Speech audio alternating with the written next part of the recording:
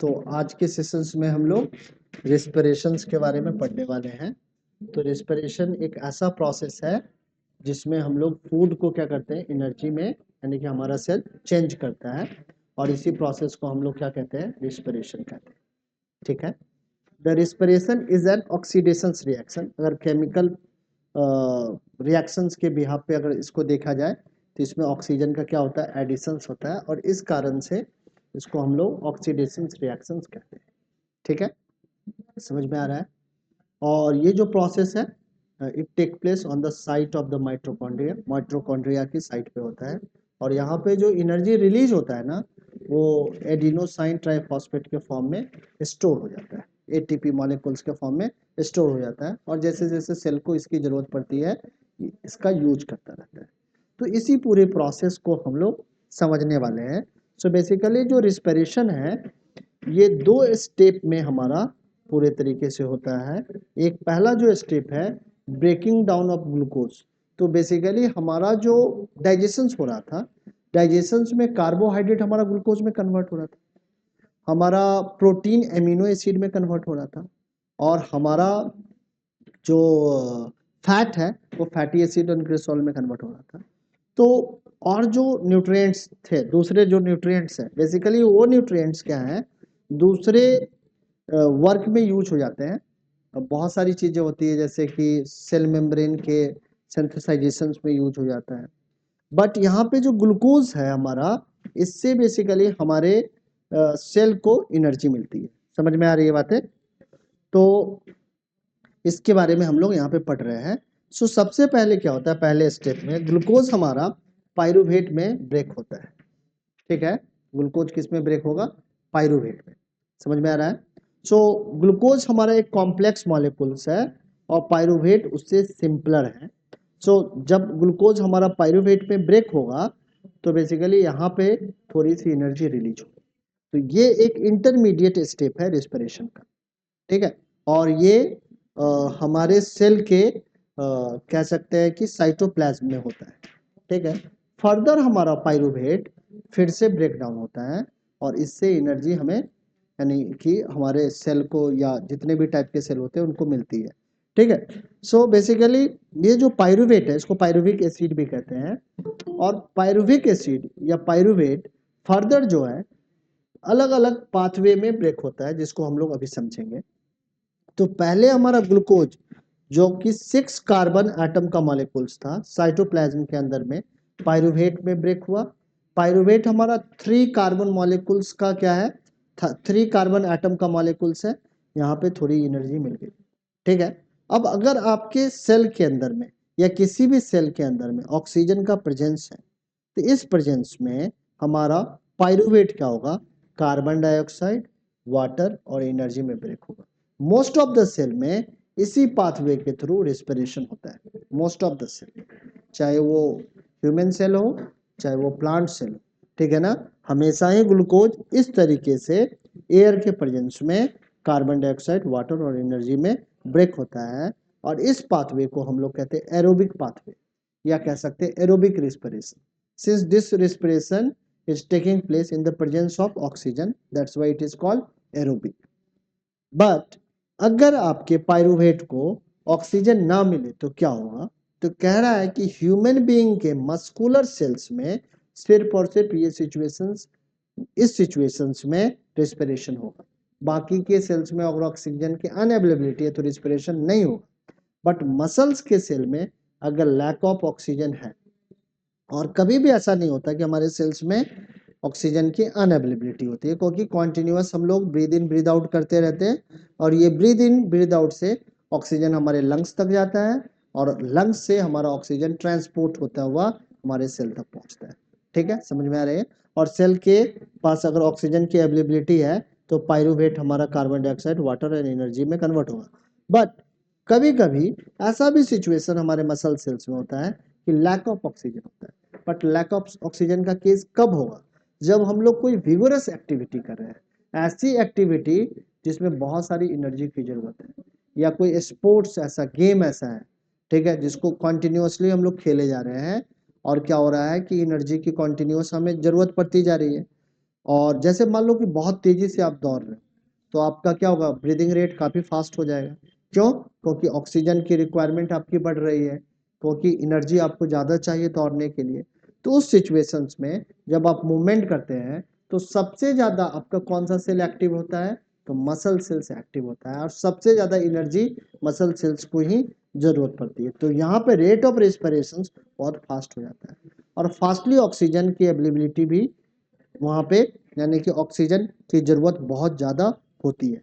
तो इस सिचुएशंस में अगर लैक ऑफ ऑक्सीजन हो जाता है तो पायरुवेट हमारा लैक्टिक एसिड में कन्वर्ट होता है और एनर्जी में कन्वर्ट होता है। इस सिचुएशन में लैक्टिक एसिड हमारे मसल्स को क्रैम्प कर देता है, और क्रैम्प आ जाने के बाद आप जैसे ही हिलोगे या डुलोगे या मूवमेंट करना चाहेंगे तो आपको काफ़ी ज़्यादा पेन होगा। ठीक है, तो जब भी स्पोर्ट्स पर्सन को क्रैम्प जो आता है तो यही एनारोबिक रेस्पिरेशन आपके या स्पोर्ट्स पर्सन के मसल सेल्स में होता है, जिसके कारण क्या है, क्रैम्प आता है। ठीक है, तो ये दूसरा जो पाथवे है सिर्फ और सिर्फ हमारे मसल सेल्स में हो सकता है। अब एक तीसरा भी पाथवे है, तो ईस्ट के सेल में ये पाथवे होता है। ठीक है ना, ये ह्यूमन सेल्स में नहीं होगा, प्लांट सेल्स में नहीं होगा। इस सेल्स में ऑक्सीजन के अनअवेलेबिलिटी में, ऑक्सीजन अगर अनअवेलेबल भी है तो इस सिचुएशंस में क्या होगा कि हमारा एनारोबिक रिस्पिरेशन होगा, और ईस्ट सेल में हमारा पायरुवेट इथेनॉल, कार्बन डाइऑक्साइड और एनर्जी में कन्वर्ट होगा। समझ में आया? आप कह सकते हैं कि रिस्पिरेशन को दो कैटेगरी में हम लोग बांट सकते हैं, एरोबिक और एनारोबिक। एनारोबिक का दो पाथवे है और एरोबिक का एक ही पाथवे है। ठीक है, यहाँ पे क्या लिटरेचर में लिखा हुआ है, जरा इसके गो थ्रू चलते हैं। So aerobic respiration, this type of respiration happens in the presence of oxygen. Pyruvic acid is converted into carbon dioxide. Energy is released, and water molecule is also formed at the end of this process. ठीक है, but anaerobic respiration में क्या होगा, this type of respiration happens in the absence of oxygen. Pyruvic acid either converted into ethyl alcohol और lactic acid, या तो ये ethanol में होगा ये लैक्टिक एसिड में होगा। अगर लैक्टिक एसिड में है तो मसल सेल्स में हो रहा है, और इथेनॉल में है तो ईस्ट के सेल में हो रहा है। तो इस तरीके से रिस्पिरेशन प्रोसेस से हर एक सेल को एनर्जी मिलती है। हमारे सेल के अंदर में मोस्ट ऑफ द केस में एरोबिक रिस्पिरेशन होता है, और कभी कभी लैक ऑफ ऑक्सीजन में मसल सेल्स के अंदर में एनारोबिक रिस्पिरेशन होता है, जिसके कारण लैक्टिक एसिड बनता है और हमारे मसल्स में क्रैम्प आ जाता है। यहाँ तक समझ में आ गया होगा आप लोगों को? ठीक है, सो ये पाथवे याद कर लेना है, ये बहुत बहुत ज्यादा इंपॉर्टेंट है। ठीक, आगे बढ़ते हैं। अब इस पूरे रिस्पिरेशंस को चलाने के लिए हमारे शरीर में क्या है, रेस्पिरेटरी सिस्टम है, और इस रेस्पिरेटरी सिस्टम के थ्रू रिस्पिरेशन हो पाता है। जिस तरीके से डाइजेशंस को चलाने के लिए डाइजेस्टिव सिस्टम था, इसी तरीके से रिस्पिरेशंस को चलाने के लिए रेस्पिरेटरी सिस्टम। पूरा रेस्पिरेटरी सिस्टम कैसा है, तो वो कुछ ऐसा है। इस रेस्पिरेटरी सिस्टम में यहाँ पे नेजल कैविटी है, नेजल कैविटी के नीचे में एक फायरेक्स है, उसके नीचे में वॉइस बॉक्स है जिसको लैरिक्स कहते हैं, फिर ट्रैकिया रिंग लाइक कार्टिलेज है, फिर यहाँ पे हमारे दो लंग्स है, और रिंग लाइक कार्टिलेज फिर दोनों ही लंग्स के तरफ डिवाइड हो रहा है जिसको ब्रोंकाई कहते हैं। ब्रोंकाई फर्दर डिवाइड हो रहा है जिसको ब्रोंक्यूल्स कहते हैं, और ब्रोंक्यूल्स के एंड पे बबल लाइक सैक होता है। ठीक है, इसका गुच्छा होता है बबल्स का, ऐसे ऐसे करके, जिसको हम लोग अल्वियोली कहते हैं। ये अल्वियोलर सैक होता है, और इसी सैक पे क्या होता है, हमारा गैसियस एक्सचेंज होता है। ऑक्सीजन लंग्स के कैपिलरी में चला जाता है, और लंग्स के कैपिलरीज के अंदर में जो ब्लड है जिसमें हमारा कार्बन डाइऑक्साइड है, वो अल्वियोली के थ्रू हमारे ब्रोंक्यूल्स में आता है, ब्रोंक्यूल्स के थ्रू ब्रोंकाई में, ब्रोंकाई के बाद हमारे ट्रैकिया में, फिर लैरिक्स, फिर फायरेक्स, फिर नेजल कैविटी से बाहर आ जाता है। समझ में आ रही है बातें? अब एक एक करके इसके हर एक कंपोनेंट को समझते हैं। ठीक है, so the human respiratory system is composed of pair of lungs. These are attached to a system of tubes which open on the outside of the nostril. Following are the main structure in the human respiratory systems. ठीक है, so nostrils, there are two nostrils which converge to form a nasal passage ये दोनों नोजिस्ट्रिल क्या है हमारा यहाँ पे converge हो जाता है, आगे जाके जुड़ जाता है, ठीक है। In the inner lining the nostril is lined by the hair, ठीक है, हमारे नोजिस्ट्रिल के अंदर में हेयर्स होते हैं and remains wet due to the mucus, और ये जो हेयर होते हैं ये भींगे हुए रहते हैं, किसके कारण, म्यूकस सेक्रेशंस के कारण।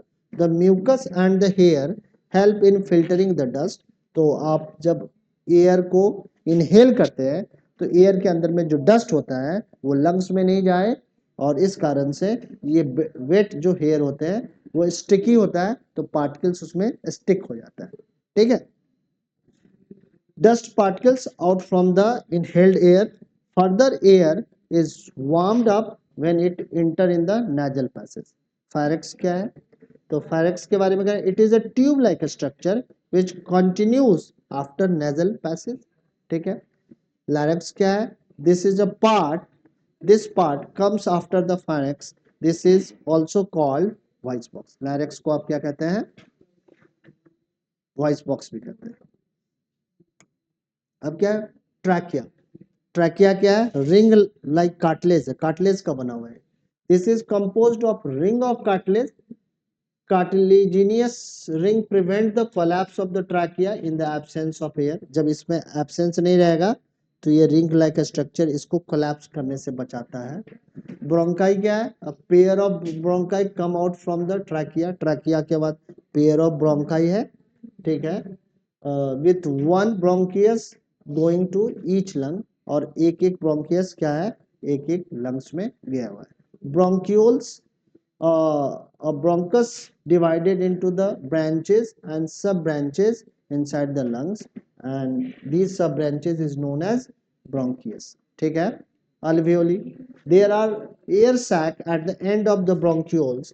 The alveolus is composed of very thin membrane and is the place where the blood capillaries open, जहाँ पे blood capillaries क्या होता है, open होता है। This is alveolus where the oxygen mixes with the blood and carbon dioxide exit from the blood. The exchanges of the gases in alveoli takes place due to the pressure differential. Pressure differential के कारण क्या होता है, lungs जब contract करेगा तो air क्या होगा आपका ब्रोंक्यूल्स में इंटर करेगा, यानी कि कार्बन डाइऑक्साइड इंटर करके बाहर चलाएगा, और जब आपका लंग्स एक्सपेंड करेगा तो एयर प्रेशर लंग्स का क्या होगा, कम होगा, और उस समय आप इनहेल करेंगे और एयर एटमॉस्फेरिक प्रेशर के कारण हमारे लंग्स तक पहुंचेगा। समझ में आई बातें या नहीं आ रही है? ठीक है, तो दो मैकेनिज्म है, एक है ब्रीद इन और ये ब्रीद आउट। ये दोनों ही प्रोसेस क्या करता है कि हमारे ऑक्सीजन को इनहेल करने में और कार्बन डाइऑक्साइड को एक्सहेल करने में हेल्प करता है, क्योंकि कार्बन डाइऑक्साइड हमारे शरीर के लिए ठीक नहीं है, ठीक है, वही ऑक्सीजन हमारे लिए यूजफुल है। तो कैसे ये सारी चीजें होगी, तो कह रहा है breathing mechanism of the lungs is controlled by the diaphragm and intercostal muscles, ठीक है। तो ब्रीदिंग जो प्रोसेस है वो दो तरीके के मसल्स के थ्रू कंट्रोल होता है, या कह सकते हैं दो कंपोनेंट है, एक है डायफ्राम है और दूसरा क्या है, इंटरकोस्टिलिस मसल्स है, जो आपके लंग्स के या कह सकते हैं रिब्स के मूवमेंट को क्या करता है, कंट्रोल करता है।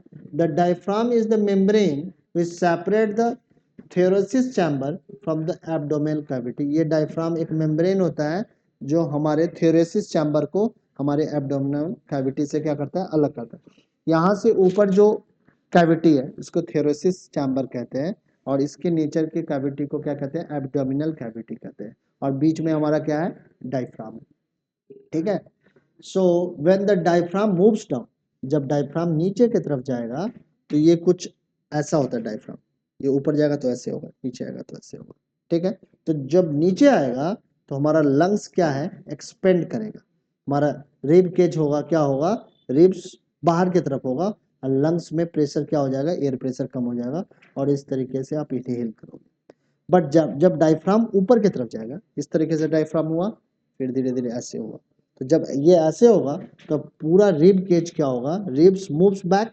अब जब ये रिब केज आपका मूव बैक करेगा तो लंग्स के अंदर में क्या हो जाएगा, प्रेशर ज़्यादा हो जाएगा, और इस प्रेशर के ज़्यादा होने के कारण आपका जो एयर है वो एक्सेल होगा, ठीक है ना, बाहर की तरफ जाएगा।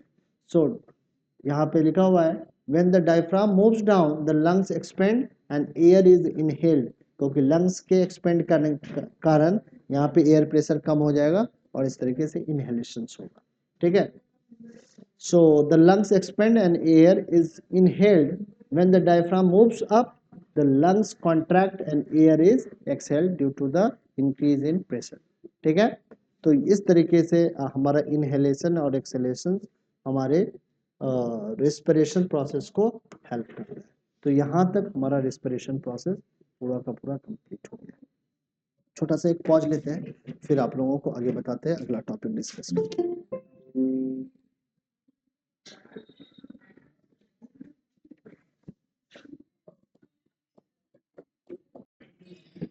तो जो अगला टॉपिक है इसके बारे में अब हम लोग पढ़ेंगे। अगला टॉपिक हमारा है ट्रांसपोर्टेशन, ठीक है। तो जिस तरीके से हमारा न्यूट्रिशंस और रिस्पिरेशन एक लाइफ प्रोसेस है, ट्रांसपोर्टेशन भी हमारा क्या है, एक लाइफ प्रोसेस ही है, ठीक है। सो ट्रांसपोर्टेशंस इन ह्यूमन बीइंग में किस तरीके से ट्रांसपोर्टेशंस होता है इसको पहले हम लोग समझने वाले हैं, ठीक है। So the main transport system in the human being is the circulatory system. हमारे शरीर के अंदर में क्या है, एक सर्कुलेटरी सिस्टम है जो बेसिकली ट्रांसपोर्टिंग के लिए, ट्रांसपोर्टेशंस के लिए रिस्पॉन्सिबल है। और ये जो सर्कुलेटरी सिस्टम है ये किससे मिलके बना हुआ है, तो एक कंपोनेंट है इसका ब्लड, दूसरा है आर्टरीज, वेन्स, कैपिलरीज, ये तीनों को कलेक्टिवली आप ब्लड वेसल्स भी कह सकते हैं। और चौथा कंपोनेंट है हमारा हार्ट, ठीक है। यानी कि कह सकते हैं कि ये तीसरा कंपोनेंट हार्ट है, अगर इसको आप पूरे को ब्लड वेसल्स कह ले तो, ठीक है। सो ब्लड से स्टार्ट करते हैं। तो ब्लड क्या करता है, क्या क्या ट्रांसपोर्ट करता है, तो फूड ट्रांसपोर्ट करता है, ऑक्सीजन ट्रांसपोर्ट करता है और वेस्ट प्रोडक्ट को ट्रांसपोर्ट करता है, ठीक है। अब क्या समझ में आ गया, बहुत जल्दी, ठीक है। So it consist of a blood, चार कंपोनेंट्स होते हैं ब्लड में, एक प्लाज्मा है, एक रेड ब्लड सेल्स है, एक वाइट ब्लड सेल्स है और चौथा क्या है, प्लेटलेट्स है। प्लाज्मा क्या ट्रांसपोर्ट करता है, तो प्लाज्मा ट्रांसपोर्ट्स करता है food, water, carbon dioxide and nitrogenous waste, ठीक है, समझ में आ गई बात है। And red blood cells transport oxygen, red blood cells क्या करता है, ट्रांसपोर्ट ऑक्सीजन ट्रांसपोर्ट करता है। White blood cells kills the harmful germ, harmful microbes and protects the body, and platelet help in clotting the blood and prevent the loss of the blood during the injury, ठीक है। Platelet क्या करता है, clotting का काम करता है, जब भी इंजरी होगा तो ब्लड लॉस से आपको बचाएगा, समझ में आ गया। तो दो ट्रांसपोर्टिंग एजेंट है, एक है प्लाज्मा और दूसरा है red blood sales. Red blood sales सिर्फ और सिर्फ ऑक्सीजन ट्रांसपोर्ट करता है, बाकी चीजों के ट्रांसपोर्टेशन की रिस्पॉन्सिबिलिटी प्लाज्मा के ऊपर है, ठीक है। आगे बढ़ते हैं। अब हम लोग क्या है, ब्लड के बाद आर्टरीज, वेन्स और कैपिलरीज के बारे में पढ़ने वाले हैं। आर्टरीज क्या करता है, arteries carry the pure blood या कह सकते हैं oxygenated blood from the heart to all parts of the body. ये क्या करता है, ऑक्सीजनेटेड ब्लड को हार्ट से लेके हर एक पार्ट तक पहुंचा देता है शरीर के, ठीक है।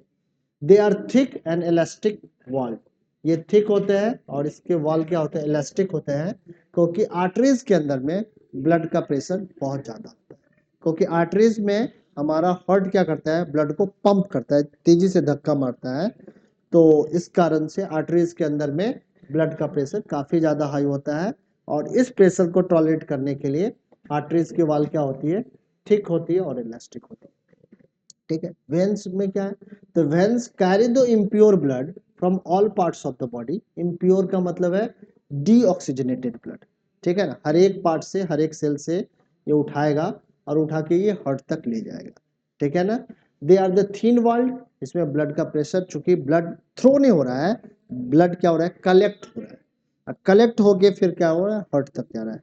एक बार हार्ट से ब्लड पंप होके बॉडी के हर एक पार्ट तक जा रहा है।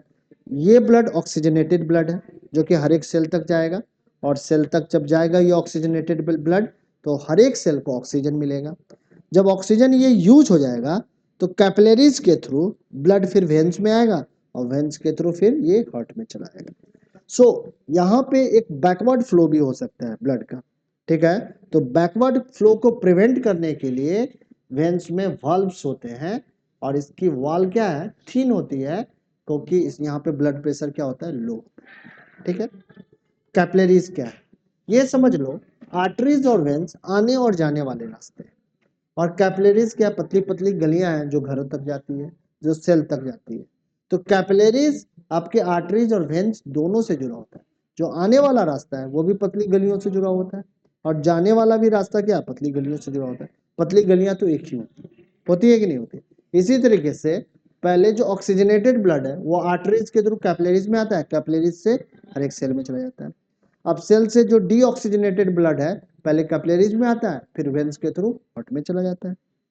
समझ में आया, ठीक है, किस तरीके से हो रहा है, ठीक है। ब्लड हमारा समझ लो कैरियर के जैसा है, माल ढोने वाली गाड़ी के जैसा है, और हमारा जो ब्लड वेसल्स है ये रास्ते के जैसा है। कैपिलरीज पतली गलियां हैं, वेन्स आर्टरीज आने वाला रास्ता है, वेन्स जाने वाला रास्ता है। और ट्रक हमारा क्या है, ब्लड। ट्रक के अंदर में क्या लोड होगा, माल लोड होगा, जिसके थ्रू माल ट्रांसपोर्ट होकर हर एक जगह तक जाएगा। समझ में आई बात है। So capillaries are very narrow blood vessels which connects arteries and veins together। ये arteries और veins को क्या करता है, एक साथ कनेक्ट करता है। The exchange of food, water, oxygen, carbon dioxide etc. between the blood and cell take place through the capillaries। Capillaries के थ्रू जिस जिस चीज की जरूरत पड़ती है सेल को वो सेल तक जाता है, और सेल से जो भी चीजें जरूरत की नहीं है, जैसे कार्बन डाइऑक्साइड नहीं है, नाइट्रोजनियस वेस्ट नहीं है, तो फिर से ब्लड में डिजॉल्व हो जाएगा, और ब्लड पहले कैपिलरीज में आएगा, कैपिलरीज से वेन्स में आएगा, और सर्कुलेटरी सिस्टम में ये ब्लड क्या हो रहा है, घूम रहा है हमारा। क्या ये लीनियर नहीं है, ये सर्कुलेटरी है। ब्लड हमारे शरीर में क्या करता रहता है, घूमता रहता है। अब चलते हैं हार्ट के बारे में समझते हैं। ये हमारा हार्ट है। हार्ट में कितने चैम्बर है, 4 चैम्बर है, 2 राइट में 2 लेफ्ट में। अगर हम लोग ऐसे खड़े हो जाए तो ये राइट वाला चैम्बर है, और ये क्या है, हमारा लेफ्ट वाला चैम्बर है। राइट वाले चैम्बर में डीऑक्सीजनेटेड ब्लड होता है, और लेफ्ट वाले चैम्बर में ऑक्सीजनेटेड ब्लड होता है। और डीऑक्सीजनेटेड ब्लड को ऑक्सीजनेटेड ब्लड से अलग करने के लिए बीच में एक पिंक कलर का जो देख रहे हो ये सेप्टम है। सेप्टम क्या करता है, राइट जो चैम्बर है उसको लेफ्ट चैम्बर से अलग करके रखता है। अब हर एक राइट चैम्बर में भी 2 चैम्बर है, राइट में भी 2 चैम्बर है, एक राइट एट्रियम है, एक राइट वेंट्रिकल्स है। ऊपर वाले को हमेशा एट्रियम कहते हैं, नीचे वाले को हमेशा ही वेंट्रिकल्स कहते हैं। लेफ्ट में होगा तो लेफ्ट एट्रियम, और ये लेफ्ट वेंट्रिकल्स, ठीक है। अब समझते हैं कि हार्ट फंक्शन कैसे करता है। तो हार्ट में ब्लड 2 जगह से आता है। अब हार्ट का लोकेशन क्या है, यहाँ है। कुछ ऑर्गन हमारे हार्ट के, प्लीज यहाँ पे ध्यान दे दो, हमारे हार्ट के ऊपर में है, कुछ ऑर्गन नीचे में है। तो दोनों जगह पे रिस्पिरेशन के बाद जो ब्लड होगा वो डीऑक्सीडाइज्ड हो जाएगा। डीऑक्सीजनेटेड ब्लड वेन के थ्रू कलेक्ट होगा। तो 2 तरीके का, जो मेन वेन है उसका नाम है वेना कावा, ठीक है। तो 2 तरीके के वेन है, एक सुपीरियर वेना कावा है, एक इंफीरियर वेना कावा है। इन दोनों वेना कावा से डीऑक्सीजनेटेड ब्लड कलेक्ट होके हमारे हार्ट के राइट चैम्बर में आता है। किस चैम्बर में आएगा, राइट चैम्बर में आएगा, ठीक है। कहां से आएगा, यहां से और यहां से एंटर कर जाएगा, इधर आएगा। अब जब ये राइट एट्रियम में एंटर करता है तो राइट एट्रियम हमारा रिलैक्स पोजीशन में होता है, ठीक है। कैसे है पोजीशन में, रिलैक्स। चारों चैम्बर एक बार रिलैक्स और या कॉन्ट्रैक्ट नहीं होते, एक चैम्बर रिलैक्स होता है तो दूसरा चैम्बर कॉन्ट्रैक्ट पोजीशन में होता है, ठीक है। तो जब ब्लड इसमें इंटर करेगा, राइट एट्रियम में इंटर करेगा, तो ये क्या होगा, रिलैक्स पोजीशन। अब हार्ट के भी अंदर में 4 वाल्व होते हैं। एक वाल्व यहाँ पे है, ठीक है, जिसको हम लोग ट्राइकस्पिड वाल्व कहते हैं, ठीक है। एक वाल्व यहाँ पे है जिसको पल्मोनरी वाल्व कहते हैं, ठीक है। एक वाल्व यहाँ पे है जिसको मिट्रल वाल्व कहते हैं, और एक वाल्व यहाँ पे है जिसको एरोटिक वाल्व कहते हैं, ठीक है। तो ब्लड हमारा पहले इंटर किया वेना कावा से राइट एट्रियम में। ये ब्लड कैसा है, डीऑक्सीजनेटेड ब्लड है, ठीक है। यहाँ से क्वेश्चन आना तय है, इसलिए बार बार समझा रहा हूँ। ये ब्लड कैसा है, डीऑक्सीजनेटेड ब्लड है। ये ऑक्सीजन इसमें नहीं है, इसमें क्या रिच है, तो ये कार्बन डाइऑक्साइड रिच है, इसमें ऑक्सीजन है ही नहीं और कार्बन डाइऑक्साइड इसमें क्या है, मिला हुआ है। ठीक है, अब ये जब कॉन्ट्रैक्ट करेगा तो इस पर जब दबाव पड़ेगा तो ये valve ओपन होगा या नहीं, यहाँ से कोई चीज दबाव डाले इस पे तो ये ओपन हो जाएगा, तो ओपन होने के कारण यहाँ से ब्लड यहाँ इंटर करेगा। ठीक है, अब इस पोजीशन पे जब ब्लड यहाँ से यहाँ आएगा तो ये कॉन्ट्रैक्ट पोजीशन में होगा और ये क्या होगा, रिलैक्स पोजीशन पे होगा, यानी कि ये चैम्बर का साइज क्या होगा, बड़ा होगा। ठीक है, अब क्या है कि जब ये कॉन्ट्रैक्ट करेगा तो इस समय ये valve बंद हो जाएगा, क्योंकि ये ब्लड ये पीछे के डायरेक्शन में नहीं जाना चाहिए, तो ये valve जब बंद रहेगा और इधर से कोई पुश भी करेगा तो ये valve खुलेगा क्या, देख लो इसका बनावट कैसा है, खुल सकता है क्या, ये इधर से ही खुल सकता है, इधर से दबाव पड़ेगा तो खुलेगा, बट कोई चीजें ऐसे है तो इधर से दबाव पड़ने पे ये खुल जाएगी, बट इधर से दबाव पड़े, कितना भी दबाव पड़े, ये क्या ओपन होगा, नहीं होगा ओपन। ठीक है, तो यहाँ से जब ये वाला चैम्बर हमारा राइट वेंट्रिकल कॉन्ट्रैक्ट करता है तो यहाँ से ब्लड हमारा होता हुआ पल्मोनरी आर्टरी के थ्रू दोनों लंग्स में चला जाता है, एक लंग्स इधर राइट में है और दूसरा लंग्स लेफ्ट में है, तो डीऑक्सीजनेटेड ब्लड कहाँ जाएगा, पहले पल्मोनरी आर्टरी के थ्रू दोनों लंग्स में इंटर करेगा, लंग्स में इंटर किया, ब्रीद इन प्रोसेस के थ्रू लंग्स में पहले से ऑक्सीजन है, ऑक्सीजन कहाँ चला जाएगा, ब्लड के अंदर में, लंग्स में जो भी ब्लड अवेलेबल है वो डिजॉल्व हो गया उसमें, अब ऑक्सीजनेटेड ब्लड पल्मोनरी वेन के थ्रू फिर से लेफ्ट एट्रियम में आएगा, पल्मोनरी वेन के थ्रू कहाँ पे आएगा, लेफ्ट एट्रियम में आएगा, और लेफ्ट एट्रियम जब कॉन्ट्रैक्ट करेगा तो ब्लड आपका क्या आ जाएगा, लेफ्ट वेंट, यहाँ से ये जो आपका मिट्रल वाल्व है ये ओपन होगा और यहाँ से आपका ब्लड लेफ्ट वेंट्रिकल्स में आएगा, और लेफ्ट वेंट्रिकल जब कॉन्ट्रैक्ट होगा तो एरोटा के थ्रू ये ऑक्सीजनेटेड ब्लड आपका हर एक बॉडी पार्ट तक चला जाएगा। समझ में आई पूरी कहानी? तो इस तरीके से हमारा हार्ट फंक्शन करता है और हार्ट के ये सारे कंपोनेंट। ठीक, आगे बढ़े।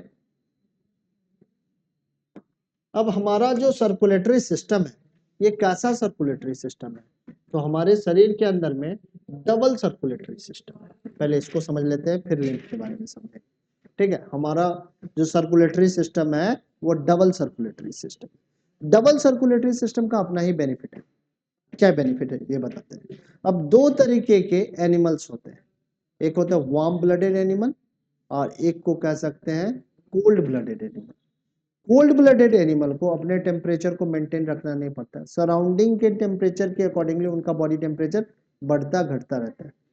ठीक है, बट जो वार्म ब्लडेड एनिमल होते हैं उनकी अपने बॉडी को टेम्परेचर को क्या करना रहता है, मेंटेन करना रहता है।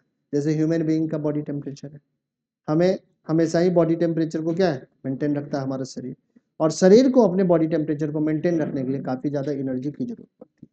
सो सबसे ज्यादा एनर्जी वार्म ब्लडेड एनिमल को पड़ती है, और जितने भी मैमल्स होते हैं उसमें डबल सर्कुलेटरी सिस्टम है, क्योंकि डबल सर्कुलेटरी सिस्टम आपके डीऑक्सीजनेटेड ब्लड को ऑक्सीजनेटेड ब्लड के साथ इंटरमिक्स नहीं होने देता है।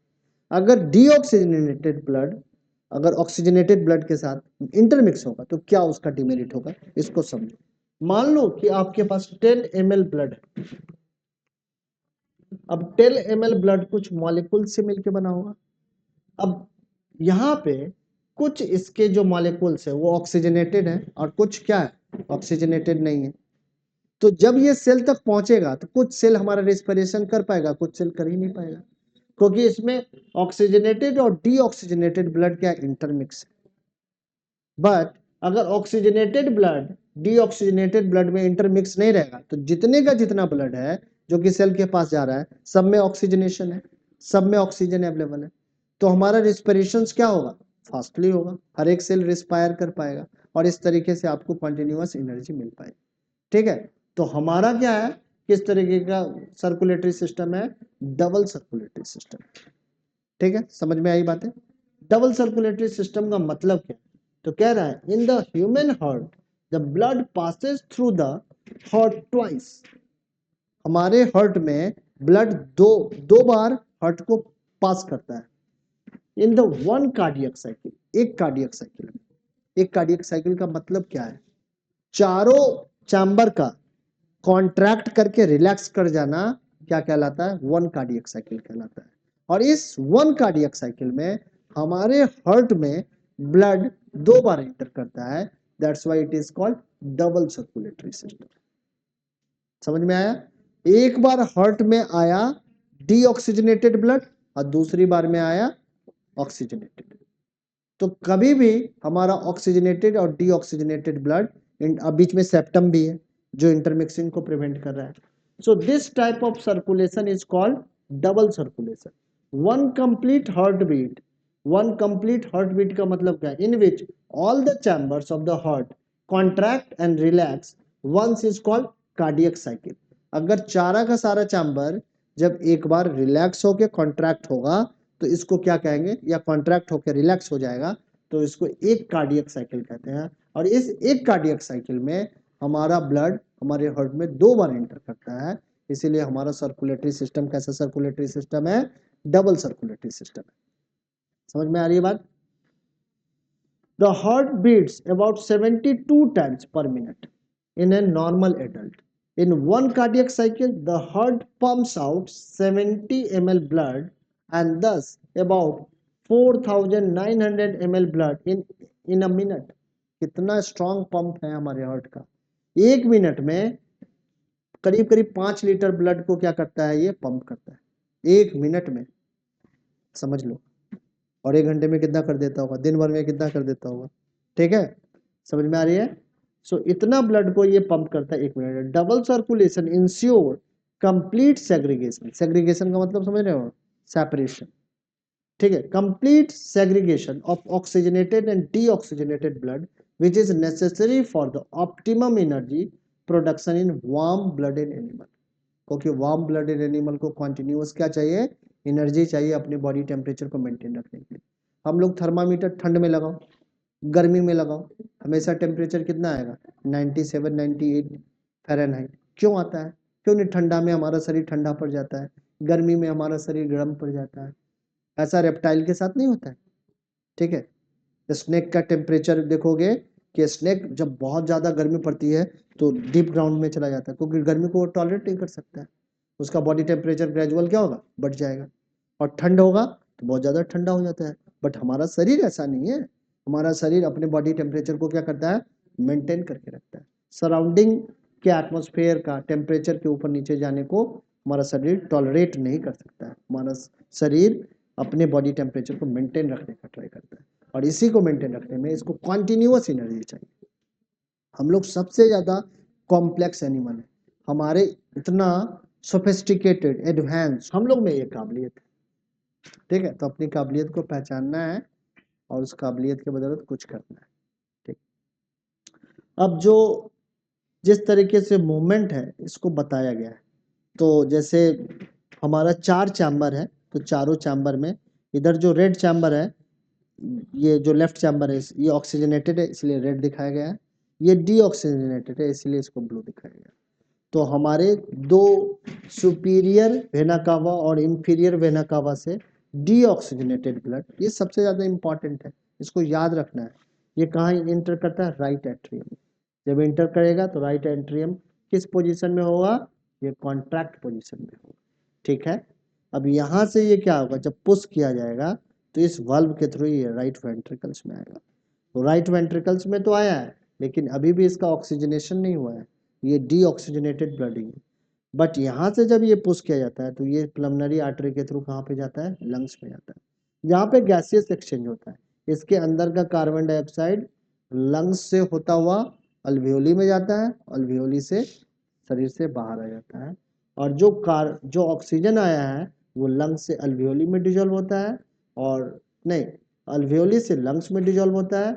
लंग्स के अंदर में जो ब्लड कैपिलरीज हैं उसके अंदर में जो ब्लड है उसमें डिजोल्व हो जाता है, और वहाँ से ऑक्सीजनेटेड ब्लड पल्मोनरी वेन के थ्रू लेफ्ट एट्रियम में आता है। लेफ्ट एट्रियम से ये लेफ्ट वेंट्रिकल्स में आता है, और लेफ्ट वेंट्रिकल जब कॉन्ट्रैक्ट करता है तो ये एरोटा के थ्रू हर एक बॉडी पार्ट में चला जाता है, और इस तरीके से हमारा रेस्पिरेशन हो पाता है। समझ में आ रही बातें या नहीं आ रही? 2 मिनट इसमें हम लोग यहाँ तक पढ़ेंगे फिर छोड़ देंगे, ठीक है?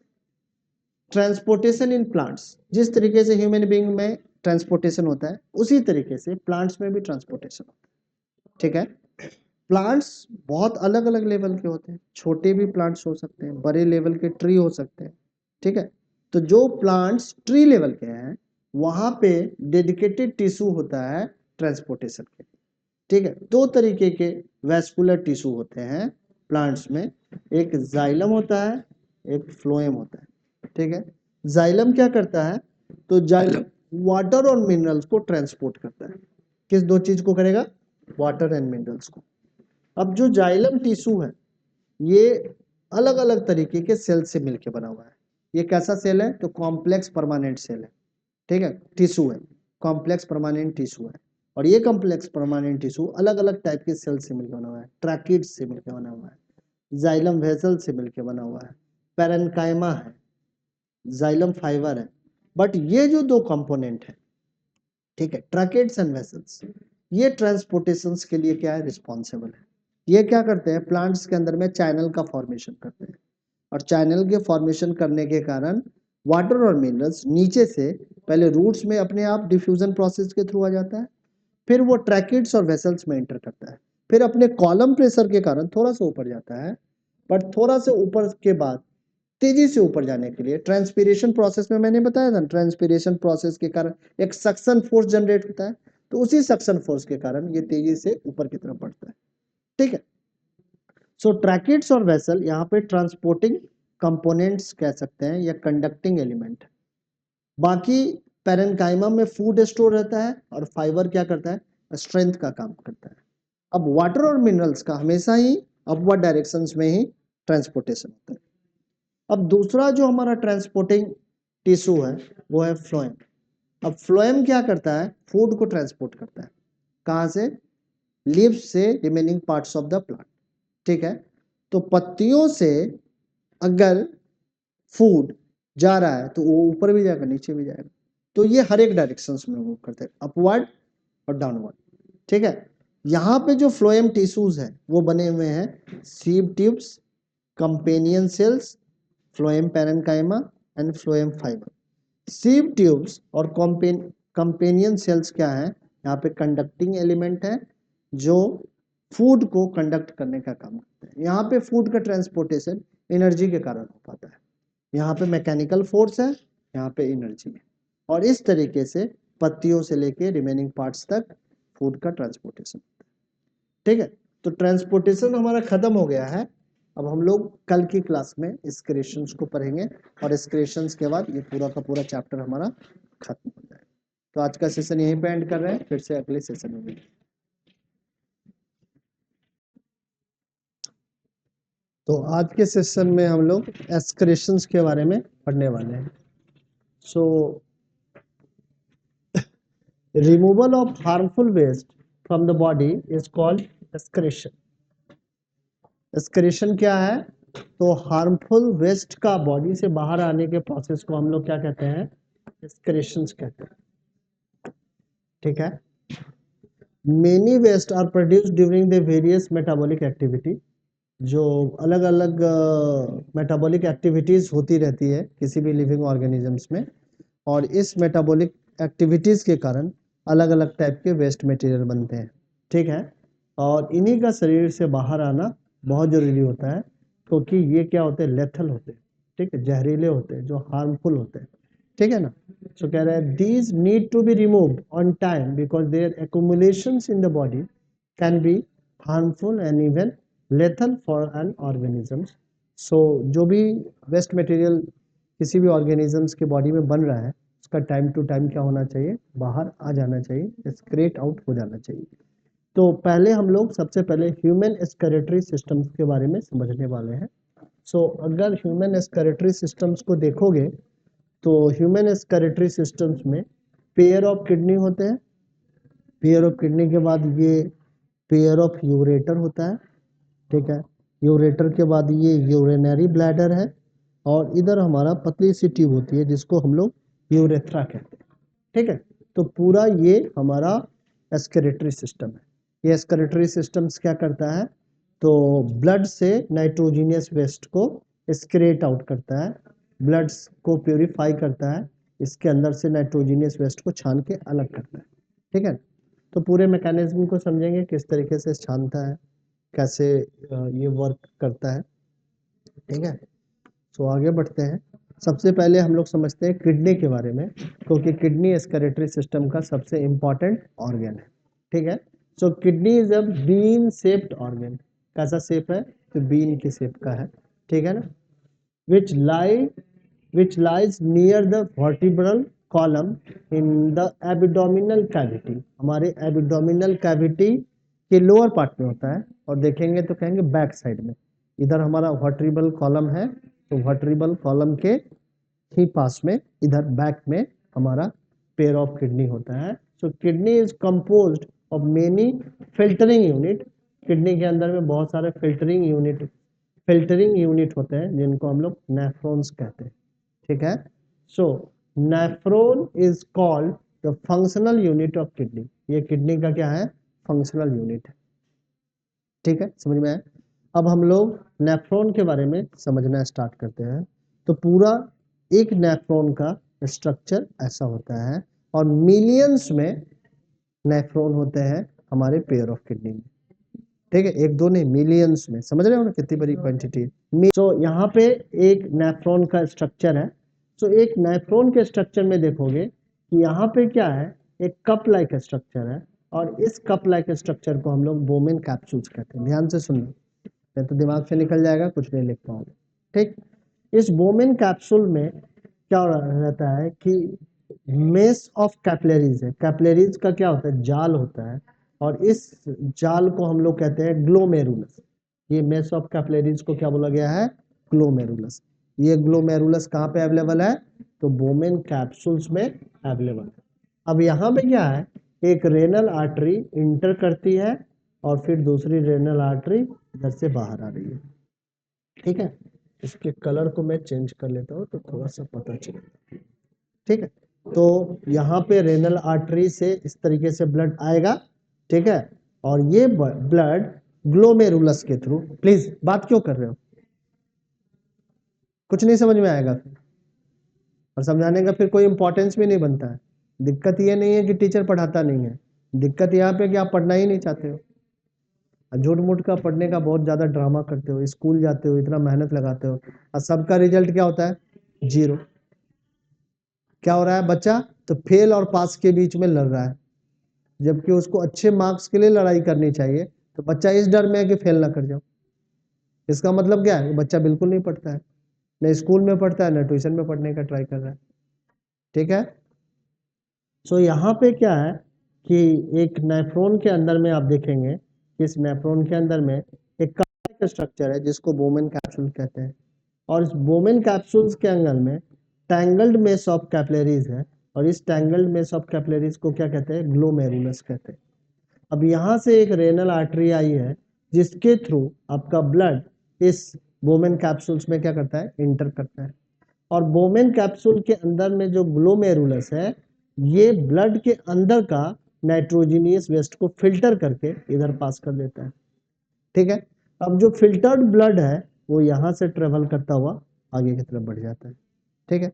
अब ये जो फिल्टरिंग हो रहा है, यहाँ पे जो फिल्टर करके फिल्ट्रेट आया है, इस फिल्ट्रेट के अंदर में बहुत सारे यूजफुल सब्सटेंस भी होते हैं, ठीक है, बहुत सारे। इसके अंदर में एमिनो एसिड भी होता है, इसके अंदर में ग्लूकोज भी होता है, इसके अंदर में एक्सेसिव वाटर भी होता है। तो ये सारा का सारा फिल्ट्रेट जब इसमें ट्रेवल करता रहता है, इस कॉइल ट्यूब से इस तरीके से ट्रेवल करता है, तो क्या होता है? इस फिल्ट्रेट से इसके सराउंडिंग में जो कैपिलरीज है, ये सेलेक्टिव रीएब्जॉर्प्शन करते हैं। कौन सा रीएब्जॉर्प्शन है? Selective reabsorption. सेलेक्टिवली मटेरियल को क्या करते हैं?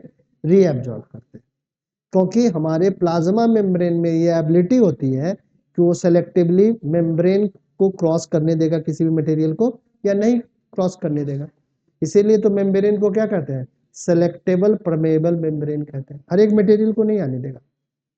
तो यहाँ से सेलेक्टिवली जो यूजफुल सब्सटेंस होता है, ये कैपिलरीज के थ्रू फिर से ब्लड में चला आता है, ठीक है, क्योंकि एमिनो एसिड को बनाने में हमने पूरा डाइजेशन प्रोसेस के गो थ्रू गया है। प्रोटीन हमारा सिंपलर मॉलिक्यूल्स में कन्वर्ट हुआ एमिनो एसिड में, इसी तरीके से कार्बोहाइड्रेट हमारा ग्लूकोज में कन्वर्ट हुआ और ये सब ब्लड में था और ब्लड के अंदर में नाइट्रोजनियस वेस्ट भी था। तो छाना गया जब ग्लोमेरुलस के थ्रू, तो इस फिल्ट्रेट के अंदर में बेसिकली हमारा यूजफुल सब्सटेंस भी आ गया, बट ये यूजफुल सब्सटेंस हमारा बाहर नहीं जाना था, इसीलिए सेलेक्टिवली क्या हुआ, रीएब्जॉर्ब हुआ। अब ये ट्यूब बहुत ज़्यादा क्वाइल होता है, तो क्वाइल होने के कारण इसमें जो फिल्ट्रेट है धीरे धीरे ट्रेवल करता रहता है और धीरे धीरे इसका सेलेक्टिव रीअब्जॉर्प्शन होता है। ठीक है, सेलेक्टिव रीअब्जॉर्प्शन होने के बाद इस फिल्ट्रेट के अंदर में सिर्फ और सिर्फ वाटर बच जाता है और वाटर के साथ साथ क्या होता है, नाइट्रोजीनियस वेस्ट होता है। अब वाटर का भी सेलेक्टिव रीअब्जॉर्प्शन होता है, बट वाटर का सेलेक्टिव रीअब्जॉर्प्शन कितना होगा ये डिपेंड करता है कि वाटर, आपके बॉडी में वाटर कितना है, आप कितना हाइड्रेटेड है। आप अगर डिहाइड्रेट है तो यूरिन आपका येलो होगा और नहीं तो पेल येलो होगा। समझ में आ रही है बात? ठीक है। सो अगर आपके शरीर में पानी की कमी है तो पानी ज़्यादा एब्जॉर्ब हो जाएगा यहाँ से, अगर शरीर में पानी की कमी नहीं है तो जितनी ज़रूरत है बस उतना ही होगा। इस तरीके से आपका फिल्टरेट ट्रेवल करता हुआ फाइनली जिसके अंदर में सिर्फ और सिर्फ अब बचा क्या है, नाइट्रोजीनियस वेस्ट बचा है, थोड़ा वाटर है, ये कलेक्टिंग डक्ट में क्या हो जाएगा, चला जाएगा। इस तरीके से इस कलेक्टिंग डक्ट में बहुत सारे नेफ्रॉन क्या रहते हैं, लिंक रहते हैं, जुड़े हुए रहते हैं और सबसे यूरिन इधर इकट्ठा होता है और इकट्ठा होके कलेक्टिंग डक्ट से होते हुए यूरेटर में जाता है और यूरेटर के बाद यूरिनरी ब्लैडर में जाता है। यूरिनरी ब्लैडर आपका मसल्स का बना हुआ है, सो ये नर्वस सिस्टम के कंट्रोल में होता है। जैसे अड़ जाती है, ठीक है, तो यूरिन यूरेथ्रा के थ्रू पास होता है। तो इस तरीके से पूरा आपका जो नेफ्रॉन है वो फंक्शन करता है। ठीक है, अब एक बार हम लोग इस लिटरेचर के भी गो थ्रू चलते हैं और नेफ्रॉन को और अच्छे तरीके से समझने का ट्राई करते हैं। So it is composed of tangled mesh of tube and a filtering part called glomerulus. ठीक है, नेफ्रॉन किससे कंपोज्ड है, किससे मिला बना हुआ है, तो टैंगल्ड मेश ऑफ ट्यूब से बना हुआ है। ठीक है, और इन्हीं टैंगल्ड मेश ऑफ ट्यूब को क्या कहते हैं, ग्लोमेरुलस कहते हैं। ठीक है, glomerulus is a network of the blood capillary to which the renal artery is attached. glomerulus किसका बना हुआ है, तो network of the blood capillaries, जिससे क्या होता है, रेनल आर्टरी जुड़ा हुआ होता है। अब रेनल आर्टरी से जो ब्लड है वो किधर इंटर करेगा, इस टैंगल्ड मेश ऑफ कैपिलरी में इंटर करेगा। The artery which takes the blood to the glomerulus called afferent arteriole। जो आर्टरी आपके ब्लड को लेके नेफ्रॉन के अंदर ले जाती है उसको एफरेंट एट्रियोल कहते हैं। ठीक है, इसको हम लोग रेनल आर्टरी भी कह सकते हैं। ठीक है, and the one receive the blood from the glomerulus is called efferent arteriole. ठीक है, पहला वाला एफरेंट है, दूसरा वाला क्या है, इफरेंट है। ठीक है, जो ग्लोमेरुलस के अंदर में आ रहा है वो क्या एफरेंट है और इसको क्या बोला, इफरेंट बोला। दोनों को कलेक्टिवली आप रेनल आर्टरी कह सकते हैं। ठीक है, समझ में आई बात? अब क्या होता है कि glomerulus is enclosed in a capsule like portion called Bowman capsule। ये बोमेन कैप्सूल के अंदर में ये सारी चीजें होती है। The Bowman's capsule extended into the fine tube which is highly coiled. Bowman capsule fine tube से क्या होती है, जुड़ी हुई होती है, जो बहुत ज्यादा जिसमें क्वाइलिंग होता है। Tubes from the various nephron converge into collecting duct which finally goes into ureter. तो ये पूरे नेफ्रॉन के स्ट्रक्चर को यहाँ पे बता रहा है। ठीक है, समझ में आई बात? अब क्या है, यूरिन का फॉर्मेशन कैसे होता है, तो फिल्ट्रेशन इन ग्लोमेरुलस। ठीक है, ये पूछा जाता है कि यूरिन का फॉर्मेशन कैसे होगा। ठीक है, so filtration happen because of very high pressure inside the glomerulus. Glomerulus के अंदर में ब्लड का प्रेशर काफी हाई होता है और इस कारण से फिल्ट्रेशन होता है। The lumen of the efferent arteriole is smaller than that of the afferent arteriole। जो लूमेन होता है इफरेंट का, वो एफरेंट से क्या होता है, छोटा होता है। लूमेन का मतलब समझ लो कि ब्लड आने वाला जो रास्ता है वोमेन कैप्सूल में और जो जाने वाला रास्ता है, जाने वाला रास्ता पतला है, आने वाला रास्ता मोटा है, तो ब्लड का प्रेशर इधर बढ़ जाएगा कि नहीं। मान लो कि ट्रैफिक ऐसे करके बहुत चौड़ी सड़क है तो बहुत सारा ट्रैफिक आ जाएगा, और इधर सड़क क्या हो जाए, पतली हो जाए, तो क्या हो जाएगा, ट्रैफिक जैम लग जाएगा कि नहीं। तो इसी तरीके से ब्लड का प्रेशर काफी ज्यादा बोमेन कैप्सूल के अंदर में बढ़ जाता है, and due to this the blood entering the glomerulus experience very high pressure, and due to this the waste product are filtered out through the thin membrane of capillaries in the glomerulus. The filtered blood is sent to the systemic circulation through the efferent arteriole, and the filtrate goes to the Bowman capsules. That is how the urine is formed inside the kidney. इस तरीके से urine का formation होता है kidney के अंदर में. Reabsorptions of the water and some other filtrates take place in the tubular part of the nephron. This increases the concentration of the urine. The human urine is mainly composed of water and urea. सबसे ज्यादा human urine में क्या होता है, water होगा और urea होगा. ठीक है, तो इस तरीके से हमारा क्या होता है कि हमारे शरीर में नाइट्रोजनियस वेस्ट का फिल्ट्रेशन होता है और यूरिन का फॉर्मेशन. समझ में आ रही है बात है. अब क्या है, प्लांट के अंदर में एक्सक्रीशन कैसे होता है, जरा इसको समझ लेते हैं. ठीक है, अब हमारे लिए हमारे शरीर के अंदर में डेडिकेटेड सिस्टम है. ठीक है, एक्सक्रीटरी सिस्टम है जिसके थ्रू एक्सक्रीशन होता है, मगर प्लांट्स के अंदर में कोई भी डेडिकेटेड सिस्टम और ऑर्गन नहीं होता है. बहुत सारे प्रोसेसेस हैं जिसके थ्रू प्लांट जो वेस्टेज मटेरियल होते हैं उसको एक्सक्रीट आउट करते हैं. उन प्रोसेसेस के बारे में यहाँ पे हम लोग पढ़ने वाले हैं. So plants have no special organ for removal of waste. Waste को रिमूव करने के लिए प्लांट में कोई भी स्पेशल ऑर्गन नहीं होता है, नो स्पेशल ऑर्गन. ठीक है, the waste product of the respiration and the photosynthesis are used as the raw material for each other. जो रिस्पिरेशन का वेस्ट मटेरियल है वो फोटोसिंथेसिस में यूज होता है. रिस्पिरेशन का वेस्ट मटेरियल क्या है, carbon dioxide. But carbon dioxide क्या होता है, फोटोसिंथेसिस में यूज हो जाता है. जो फोटोसिंथेसिस का वेस्ट मटेरियल ऑक्सीजन है वो रिस्पिरेशन में यूज हो जाता है. तो इन दोनों प्रोसेस से जो वेस्ट मटेरियल है कॉन्टिन्यूसली यूज भी हो रहा है. ठीक है, oxygen gas produced as the byproduct of the photosynthesis is used up during the respiration, and carbon dioxide produced during the respiration is used up during the photosynthesis. यहाँ तक चीजें समझ में आ गई. अब excretion is carried out in the plants in following ways. और भी दूसरे रास्ते हैं जिसके थ्रू एक्सक्रीशन होता है. पहला रास्ता क्या है, the gaseous waste oxygen, carbon dioxide and water vapour are remove through the stomata. Stomata के थ्रू जो भी गैसियस वेस्ट है, ठीक है, जो भी हमारा वाटर वेपर है, ऑक्सीजन है, कार्बन डाइऑक्साइड है, वो क्या होता है, निकल जाता है. Some waste product collected in the leaves and bark of the tree, and when the leaves and bark are shed, the wastes are eliminated. कुछ वेस्ट मटेरियल पत्तियों में और बार्क ऑफ ट्री में क्या होते हैं, स्टोर होते हैं. जब पत्तियां झड़ती है और जब बार्क यानी कि जो उनका छाल होता है, यानी कि तने के बाहर में जो डेड पार्ट होता है, जब वो सेड ऑफ होते हैं तो उसके साथ साथ वेस्ट मटेरियल भी एलिमिनेट हो जाता है.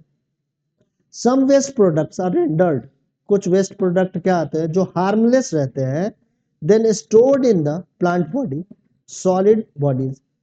कुछ वेस्ट प्रोडक्ट जो अंदर में बन रहे हैं, ठीक है, वो जो कि हार्मफुल नहीं है, वो इकट्ठे हो जाते हैं प्लांट के ही अंदर में, प्लांट के सेल के वैक्यूल्स में.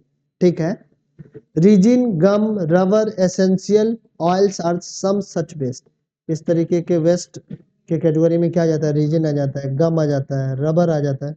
ठीक है, तो इस तरीके से प्लांट एक्सक्रीशन करता है. समझ में आई बात. ठीक है, तो इस तरीके से पूरा का पूरा लाइफ प्रोसेसेस हमारा एंड हो चुका है. ठीक है, तो 3 दिनों के क्लास में हम लोगों ने पूरा का पूरा लाइफ प्रोसेसेस पढ़ा, और इस लाइफ प्रोसेसेस में हम लोगों ने सबसे पहले न्यूट्रिशंस को पढ़ा, इसके बाद रिस्पिरेशंस को समझने का ट्राई किया, फिर ट्रांसपोर्टेशन को समझा है, और लास्ट में सबसे हमने एक्सक्रीशन को समझा है.